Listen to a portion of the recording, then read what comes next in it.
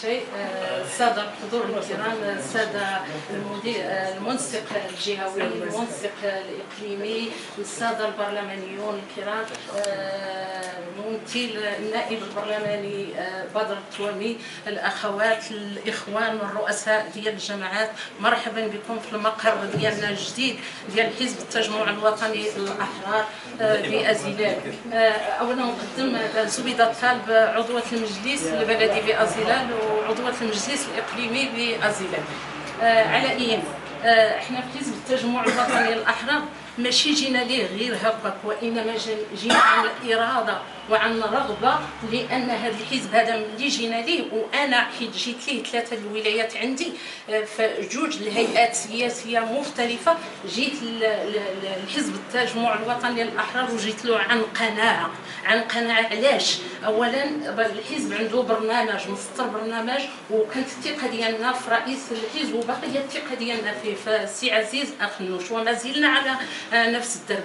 وبالتالي كاينين حتى الاخوان، السي مصطفى رداد، السي المنسق الجهوي، الاخوان المناضلين والبرلمانيين كاملين حاملين لواحد المشعل، وحاملين عندهم واحد الاراده قويه بانهم غادي يخدموا حزب التجمع الوطني الاحرار، وغادي يخدموا بكل ما عندهم من قوه من اجل الغيره ديالهم على اقليم ازيلال. اقليم ازيلال اللي فيه 44 جماعه، راه السي رشيد المنصوري والسي مصطفى الرداد الى غير ذلك والمنسق الجهوي كلهم عارفين 44 جماعه والمتاعب ديال هاد الجماعات هادو والاكراهات اللي كاينين عند هاد الجماعات هادو.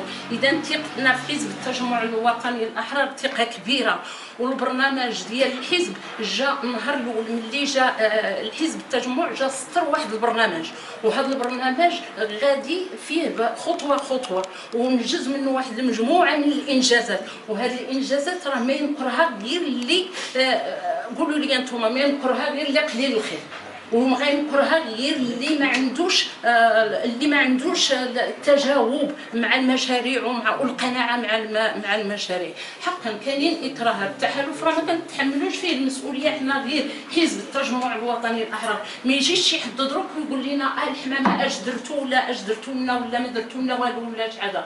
راه التحالف كانوا فيه 3 الهيئات، راه فيه الاصاله وفيه الاستقلال وفيه الحمام، راه كلشي كنتحملوا المسؤوليه. وحزب اخنوش راه جا وجانا بواحد البرنامج، سطر برنامج تنموي، وداك البرنامج التنموي راه مشاو مع خطوه وتنجزات منه واحد المجموعه.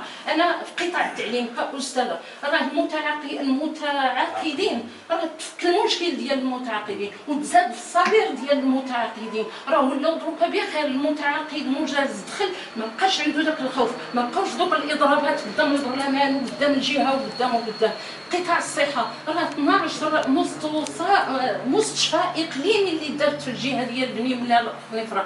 غير حنا في ازيلال راه مستشفى اقليمي كبير كيتبنى عندنا، ها مستشفى القرب عندنا هنا وزيد. بالنسبه